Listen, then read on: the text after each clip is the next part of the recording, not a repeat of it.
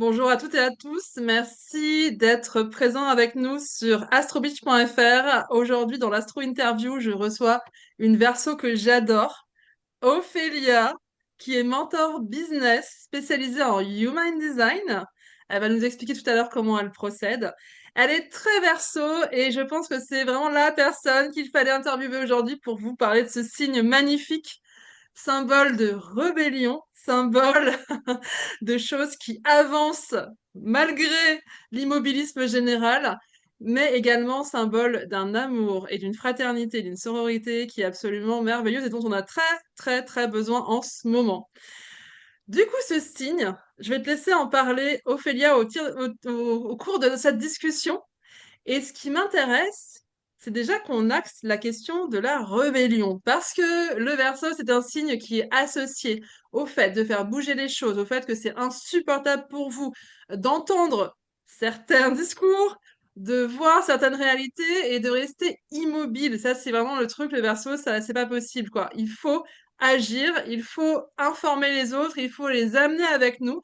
Le Verseau, c'est vraiment un signe qui peut être vu comme individualiste, mais je trouve pas que ce soit tant vrai que ça, parce que c'est quand même un signe qui a envie que les choses bougent, qui est moteur pour se faire, mais qui emmène les autres avec lui ou avec elle.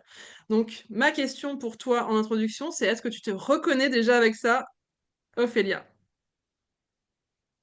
Tout à fait. Je me reconnais énormément, oui, effectivement. Euh, je suis plus en paix maintenant avec le mot rebelle. Il y a un moment où je voyais ça péjorativement, on va dire, parce que je me suis fait traiter quand j'étais jeune énormément de rebelle et pas du bon côté de la, de la rebelle. Mais ça va. Aujourd'hui, je suis en paix avec ça, avec ces énergies verso. Et effectivement, on nous trouve très individualistes. Moi, je comprends pas, hein. On est à fond pour la communauté. Alors, on en parlera un peu plus tard dans cette interview, mais je pense que par individualisme, il est beaucoup entendu que le Verseau a une froideur émotionnelle. Là où d'autres signes vont être plus émotifs, c'est vrai que le Verseau, en tant que signe d'air, a cette capacité à prendre du recul. Et en ça, on peut le trouver froid, alors qu'au contraire, moi, j'apprécie beaucoup votre capacité à avoir une vision futuristique qui est décorrélée un peu du côté lion qui est dans votre axe, du côté drama du lion où tout Mm. s'enflamme, tout est hyper émotionnel, mais en même temps, derrière, on n'a pas forcément les solutions. Alors que vous êtes en mode, attends, prends un mouchoir, calme-toi Brenda, et du coup, effectivement, on va voir dans quelle direction il faut aller pour que ça aille mieux.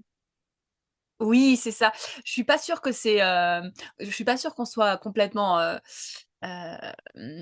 froid, mais il y a vraiment ce truc de, effectivement, on n'est pas trop drama queen, pas du tout drama queen même, et il y a vraiment ce truc de euh, tranchant, j'ai envie de dire, et on n'est pas là.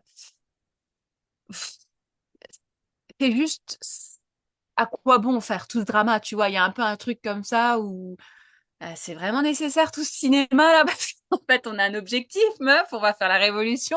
Et toi tu es en train de de te moucher dans les jupes de maman.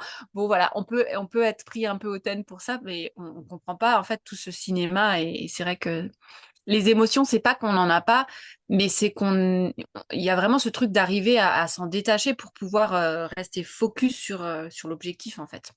Mm. Ouais, je comprends. Et d'ailleurs, on parlait de ça, mais en en parlant d'introduction, la rébellion, un des défis du Verseau, c'est vraiment de canaliser son énergie de rébellion pour passer justement du côté chaotique, où là, on a l'impression que le Verseau va nous amener vers le chaos pour les signes qui n'aiment pas changer, genre le lion, le taureau, ces signes justement qui aiment bien leur petit confort. Tu vois, le Verseau peut être flagué de chaotique par rapport à ses envies de révolution, de rébellion. Et donc, du coup, même le Verseau lui-même peut avoir du mal à choisir ses combats. Il peut avoir cette énergie de révolte et de colère qui le met en mouvement dont on a besoin, hein, parce que la colère, c'est une émotion qui permet de mettre ses limites personnelles, ses limites collectives et de dire non, là, ça ne va pas, il faut qu'on change. C'est une énergie de changement, la colère. Donc, comment toi, dans ta vie, t'es passé d'une énergie de rébellion un peu chaotique, comment tu l'as canalisée pour que ce soit constructif? Ouais, je pense que ça c'est la clé entre. Pour moi, il y a eu un processus sur plusieurs années, hein. Donc, pour résumer très très courtement, j'ai eu une enfance un peu compliquée. Non, on va pas minimiser. J'ai eu une enfance très compliquée avec des parents pervers manipulateurs, violents. Et du coup, j'avais pas du tout le droit de me rebeller. J'ai été euh, dans une éducation très très stricte. Et du coup, aucun moyen de m'exprimer et aucun moyen de pouvoir non plus penser par moi-même quelque part de est-ce que je suis OK avec ça ou pas. Une enfance très très soumise. Et du coup, quand j'ai pu enfin un peu ouvrir ma gueule, donc c'était aux alentours entre 15 et 18 ans, donc pile poil dans l'adolescence aussi. Donc ça n'a pas forcément aidé parce que les adultes à ce moment-là, ils me voyaient comme la pauvre ado qui est en train de faire sa crise d'adolescence. Ça devait être juste, mais je pense que le verso me poussait bien au cul aussi à justement m'exprimer et à dire que maintenant stop, ça suffit. Et du coup, j'étais dans une logorée, une communication où, comme je n'avais pas appris justement à communiquer mes besoins, mes envies et mes révoltes, et ben tout sortait sans filtre, tout sortait avec beaucoup de colère aussi, puisque ben mon enfance a fait que j'avais contrit cette colère. Et c'est vrai que ça a été catastrophique. J'ai eu la chance d'avoir un mari formidable qui m'a aidé à pouvoir apprendre à communiquer correctement et à dire en fait quand t'es pas ok, quand t'es en colère, c'est pas en gueulant sur les gens et en les bouffant et en leur aboyant à la, à la figure que tu vas pouvoir faire passer tes idées. Et donc, ça a mis. Je suis retombée de nouveau dans un mutisme, mais plus contrôlé pour pouvoir justement apprendre voilà, à savoir quel combat j'allais mener, à pouvoir dire, et apprendre à exprimer aussi comment je voulais faire passer mes opinions. Et je pense que c'est seulement maintenant, avec beaucoup, beaucoup d'amour pour moi, parce que il y a aussi ce truc d'avoir appris à m'aimer pour pouvoir dire que mes opinions ont de la valeur et que ma colère a de la valeur et que c'est OK de pouvoir l'exprimer. C'est juste comment on va l'exprimer, en fait. Le, Hmm. le- le plus gros du job. Super intéressant. Et on a cette image du verso qui peut être sur tous les fronts, signer toutes les pétitions, être dans toutes les manifs, tu vois. Vraiment cette logique de on a tellement de colère pour tout ce qui peut dysfonctionner. Est-ce que toi, tu as ressenti ça en tant que verso? Et est-ce que tu as justement, je repose ce truc de, un moment dans ta vie, dû choisir tes combats pour que ce soit constructif? Pour toi en premier lieu. Oui, je pense que on a la capacité, enfin, il y a un truc qui est pire que tout, c'est l'injustice. Donc, Mhm. forcément, l'injustice, il y en a dans toutes les sphères de la vie. Et on pourrait choisir 1000 combats, comme tu dis, et s'investir partout. Sauf que ben, on n'a pas de l'énergie pour tout. Et justement, je pense que c'est important de pouvoir choisir. Il n'y a pas un combat qui va être mieux ou moins bien que l'autre. C'est juste, ben, si vous avez enfin, si en tant que verso, on a cette capacité à justement avoir plusieurs combats, alors go. Mais moi, personnellement, j'ai pas cette capacité-là et je me suis focus sur, ben, voilà, moi, c'est les femmes, la souveraineté des femmes qui me parle. Et je me suis focusée là-dessus. Mais après, je pense que le plus important, c'est d'incarner et de passer à l'acte en fait et pas d'être toujours dans une révolution où on crie quelque part et on n'agit pas. Et maintenant la différence entre avant, c'est qu'avant je criais sur non, pas content, pas content. Il en faut hein, des lanceurs d'alerte et tout, mais moi personnellement je trouve que ça c'est pas constructif en fait. Et il y a vraiment cette idée de pouvoir ben, le changement c'est ce côté visionnaire, c'est pour moi, c'est l'idée de changer déjà de l'intérieur en fait, et pas forcément. Je suis pas sûre qu'on a un rôle de destruction, tu vois, dans notre signe, mais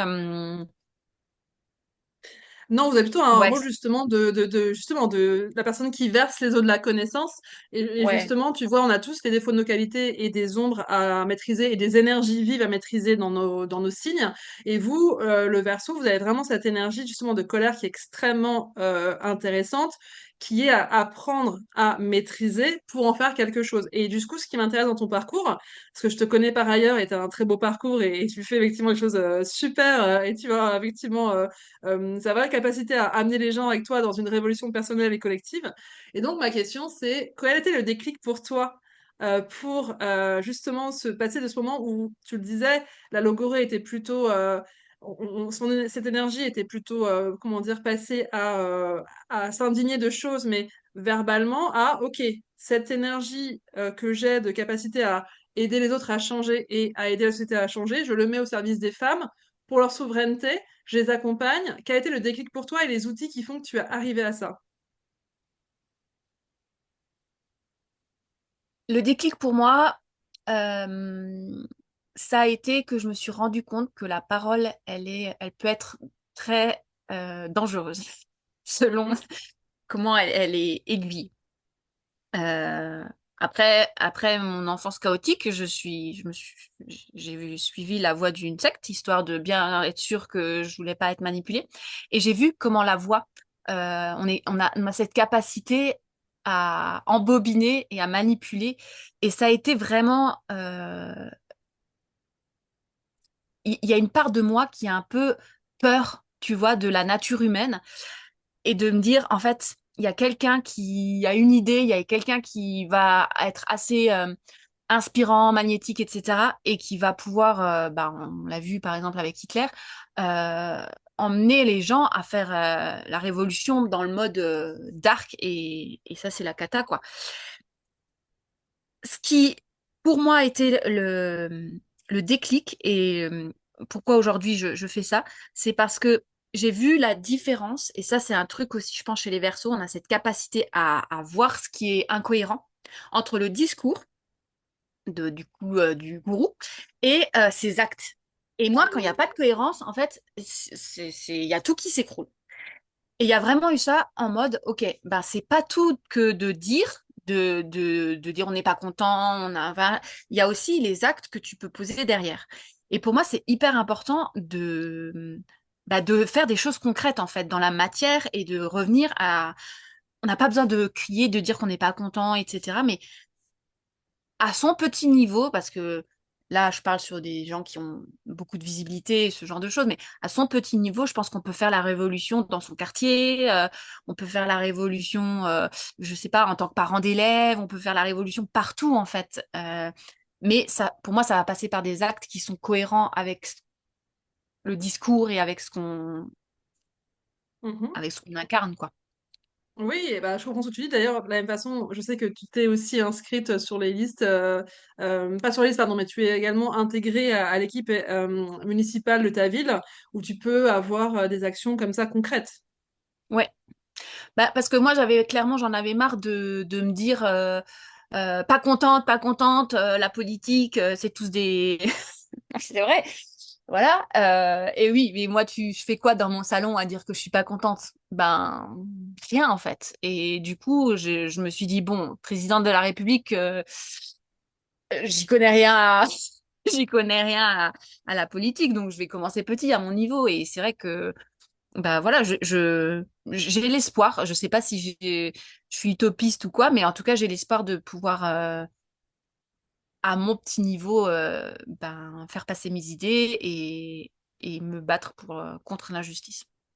Ouais, c'est Pas pour important, la ça a justice. beaucoup de valeur. Ça a beaucoup de valeur, effectivement, les actes, tout à fait.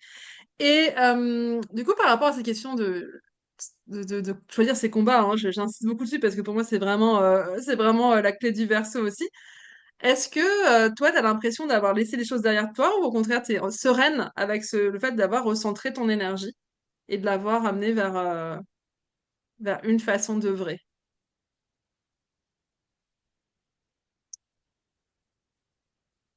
Il y a plein de combats, en fait, il y a plein de combats enfin, voilà, qui mériteraient, en fait. Mais je peux pas. J'ai pas l'impression, en tout cas, d'avoir assez de pouvoir aujourd'hui pour pouvoir les éradiquer. Tu vois, quand je me suis présentée, je suis Avant d'être dans le développement personnel et le bien-être, j'étais restauratrice, hein, serveuse. Et quand je me suis présentée au lycée hôtelier, il y avait un entretien pour rentrer dans le lycée et je me suis présentée parce que je voulais ouvrir un orphelinat aux Philippines. Mm. Ne me demande pas de où est venue cette idée, mais mon idée de base, c'était ouvrir un orphelinat aux Philippines. Et je me suis dit, OK, je viens d'une famille pauvre, comment gagner de la thune? Ah, bah, je vais ouvrir en parallèle à un hôtel-restaurant 5 étoiles de luxe plus, et les riches vont payer l'orphelinat. Tu vois, ça, Robin des c'était Bois. ma vision. Bon, je me suis rendu assez vite compte que c'était plus compliqué que, que mes rêves de jeunesse. Mais voilà, tu vois, c'est des choses comme ça où il y a tellement à faire là. C'était les enfants abandonnés qui me portaient, mais il peut y avoir les animaux, il peut y avoir le racisme. Et en fait, enfin, je sais pas, j'ai que dit demain. Alors, si tous les versos se réveillent, si tous les gens qui ont envie ouais, je pense effectivement, il y a assez de Ouais, combats il faut. c'est ça. Mais ce que j'entends aussi, c'est que c'est important quand même d'en choisir un ou deux ou trois et de focaliser dessus et pour pouvoir être dans l'action et mettre des actions concrètes pour ne pas dilapider cette énergie importante du verso, mais dans la parole. Super intéressant. J'ai une question pour toi. On sort un peu du choisir son combat, même si c'est un thème important pour le verso. Et je te propose de parler aussi de l'aspect précurseur du verso et des questions extrêmement pertinentes que vous avez. Et on avait échangé justement sur des questions que tu avais déjà enfant, Mm. extrêmement pertinentes, et sur l'aspect précurseur. Comment tu l'as vécu, toi, et comment tu le vis, cette notion justement d'avoir de l'avance sur tout le monde? Comment ça se matérialise dans ta vie en tant que verso? Alors, je peux dire que je l'ai très mal vécu jusqu'à ce que je le mette en conscience. Parce que, ben, c'est comme quand tu es en balade, en fait, et que tu es 4 km devant, tu marches à ton rythme, tu es 4 km devant, et quand tu te retournes, bah, il n'y a plus personne et ils sont 2 km derrière. Et moi, je me disais tout le temps, mais pourquoi ils sont si lents?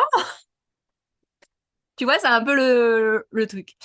Et ça m'a apporté beaucoup de frustration parce que l'anecdote, je vais la partager à tout le monde.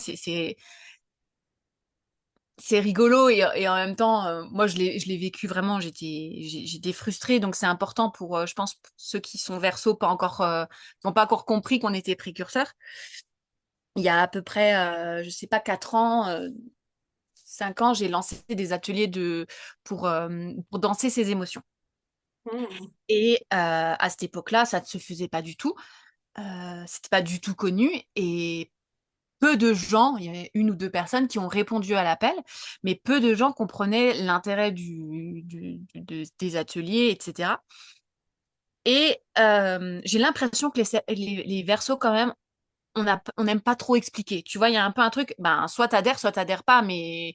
Et c'est un peu le truc où où on se sent hautain, tu vois. C'est, bah, vous êtes trop con pour pas avoir compris, vous méritez même pas qu'on s'adresse à vous. Tu vois, il y a un peu ce truc-là. Et ça, je l'ai Ce qui peut vachement compris ouais. maintenant.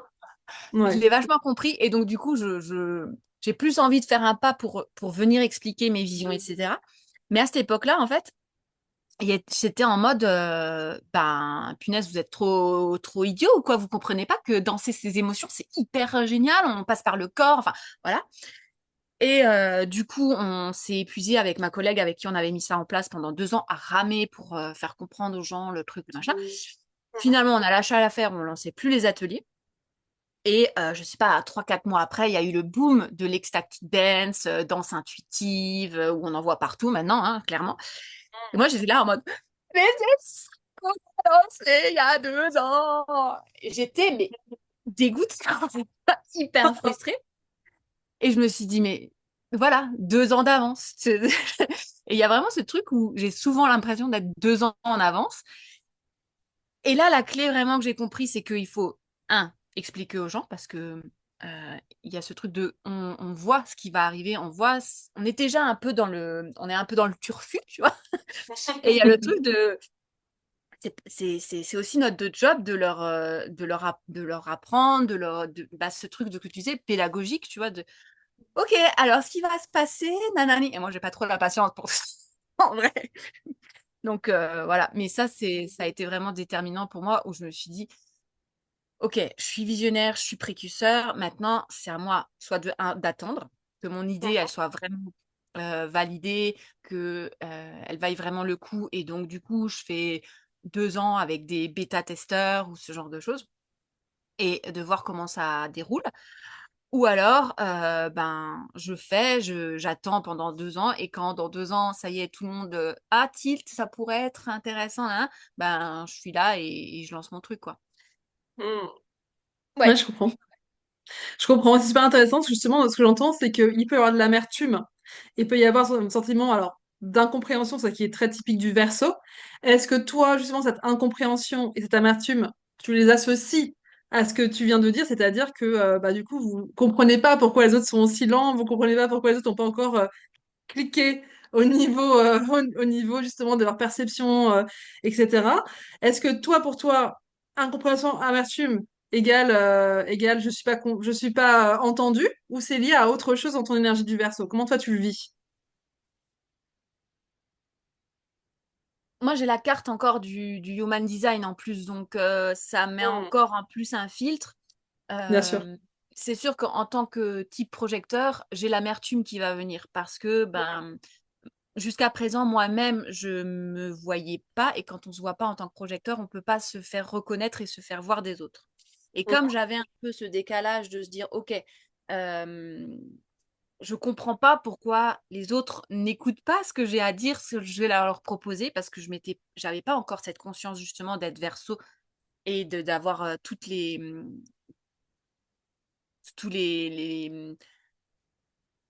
qualités, on va dire, d'un verso.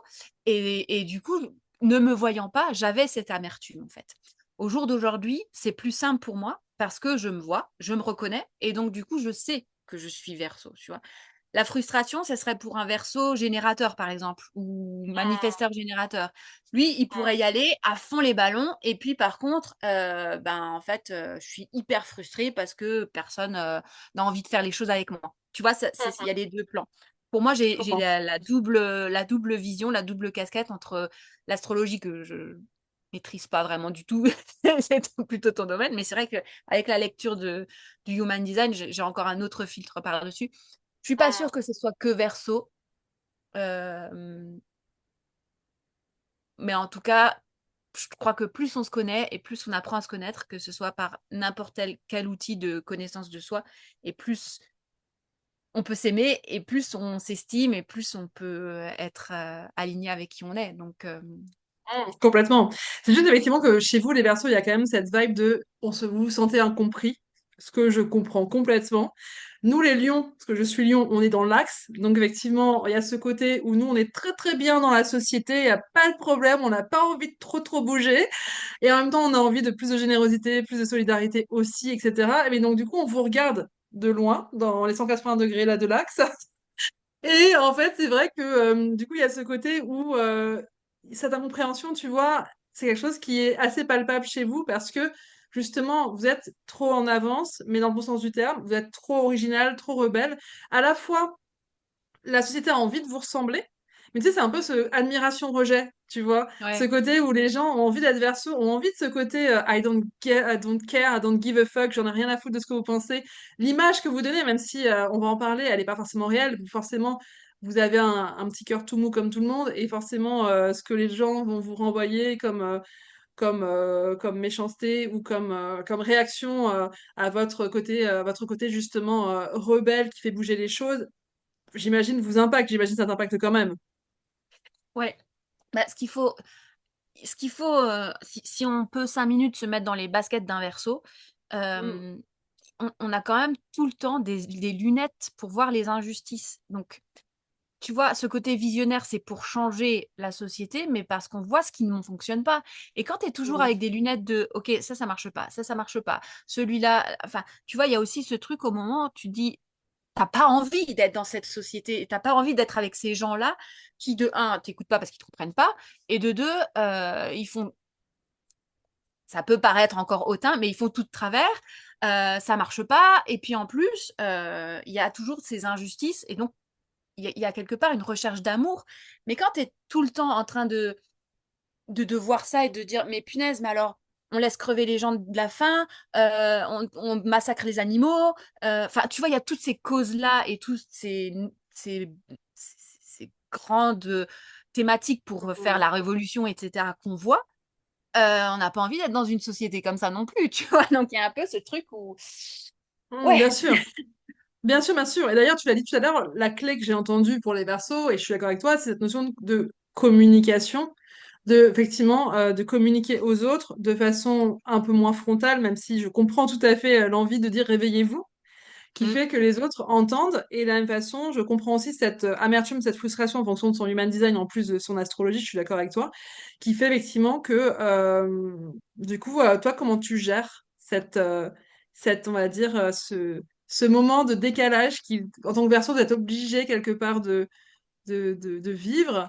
Comment tu le gères? Est-ce que tu fais de la méditation? Question très basique, hein. Est-ce que tu fais de la méditation? Est-ce que tu dis c'est bon, j'ai balancé mon idée, j'ai fait mon job de verser l'eau de la connaissance et maintenant je passe à autre chose? Comment tu gères toi dans ton quotidien de verso? Alors, le job que je fais et qui est en lien aussi avec bah, du coup ce que je disais, c'est de rester le cœur ouvert. Hmm. Ça a l'air gnangnan, mais il y a vraiment ce truc d'amour inconditionnel et ça passe en priorité par m'apporter beaucoup d'amour, tu vois, pour Hmm.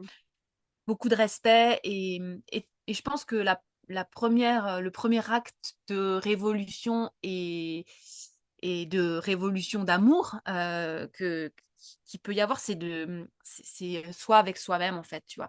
Parce que Hmm. si tu t'aimes pas assez profondément toi-même, c'est compliqué d'aller aimer l'autre en fait et de le comprendre et d'aller faire un pas et de communiquer.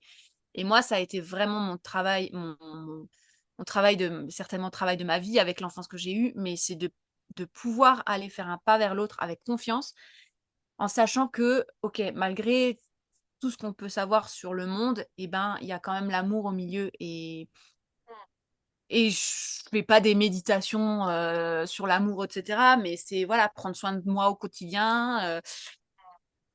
Ouais, il y a plein de choses, hein, mais je sais pas, Ah, c'est intéressant.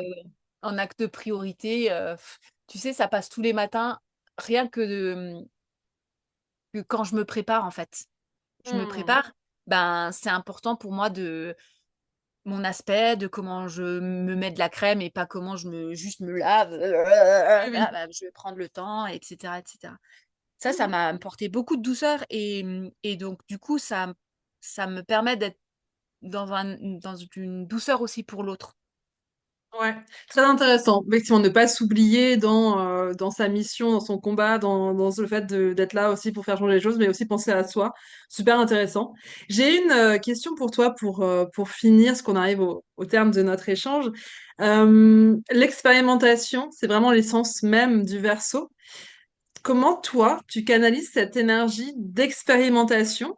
On parlait de connaissance, de diffuser la connaissance, et même pour les versos, j'ai envie de dire, vous, limite, vous pourriez tout donner gratuitement, vous le feriez, en fait. Il y a cette notion de vraiment de fonction d'informer, mais aussi d'expérimenter et Mm. de partager les fruits de votre expérimentation. Comment toi, tu vis ce côté un peu professeur, expérimentateur scientifique de ton quotidien ou de ton vécu?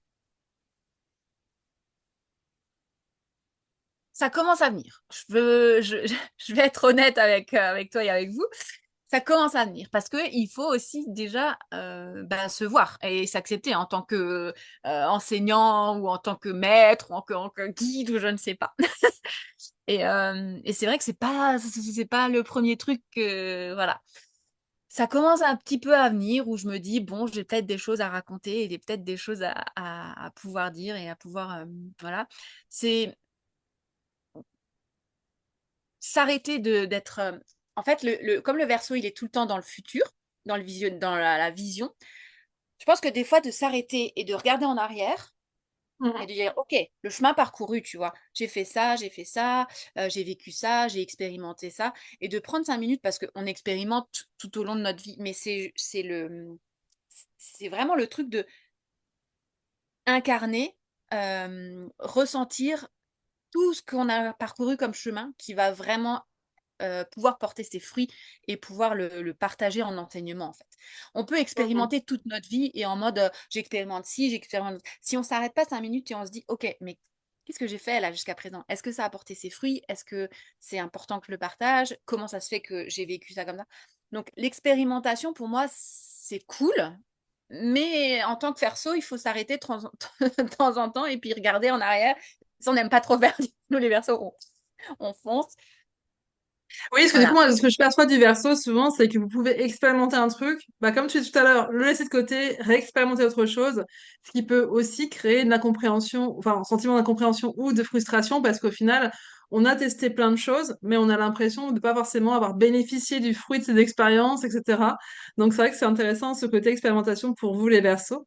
Et est-ce que tu veux rajouter quelque chose avant qu'on se quitte sur bah, ce qui te plaît le plus dans ton signe, ce que tu as encore à transmuter peut-être ou autre. Que veux-tu dire en plus sur le verso pour celles et ceux qui nous écoutent? Ouais, moi je crois que ce qui me plaît le plus, j'ai eu une remarque une fois de mon prof de naturo, directeur de l'école même, parce que il se plaignait que les couloirs étaient dégueulasses, qu'il fallait refaire la peinture et tout machin. Et je l'ai regardé, j'ai dit ben une solution toute simple, vous achetez les pinceaux et la peinture et on s'y met tous, on fait une grande fresque avec toutes nos idées, notre passion, nos qui on est. Et le mec, il était assez pointu, il me regarde, il me fait, toi t'es un verso, c'est sûr.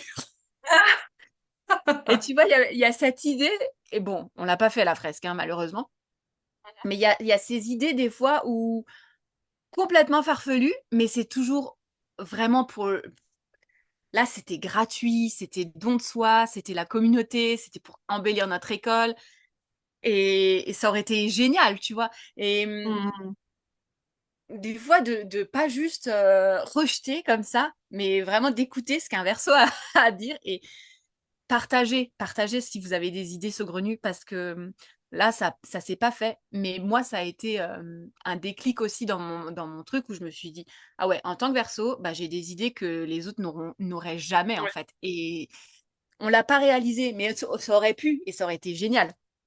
Et je pense que Ah des ouais, fois, il y a des super. idées comme ça qui auraient été, qui sont géniales, mais qui, bah, parce qu'on a peur, on le dit pas. Donc, ouais, je pense Super que c'est anecdote important parce que ouais, de ouais, dire. ouais. Super anecdote, parce qu'effectivement, c'est vrai que les versos, vous avez cette capacité à être hyper original. On l'a pas forcément dit dans l'interview, parce que c'est quelque chose qui, pour vous, c'est normal. Mais c'est vrai que sinon, pour les autres, vous avez une originalité qui est super intéressante, super fun. Et du coup, c'est chouette d'en faire partager les autres. Merci beaucoup, Ophélia, pour toutes ces partages, toutes ces réponses et d'avoir pu illustrer.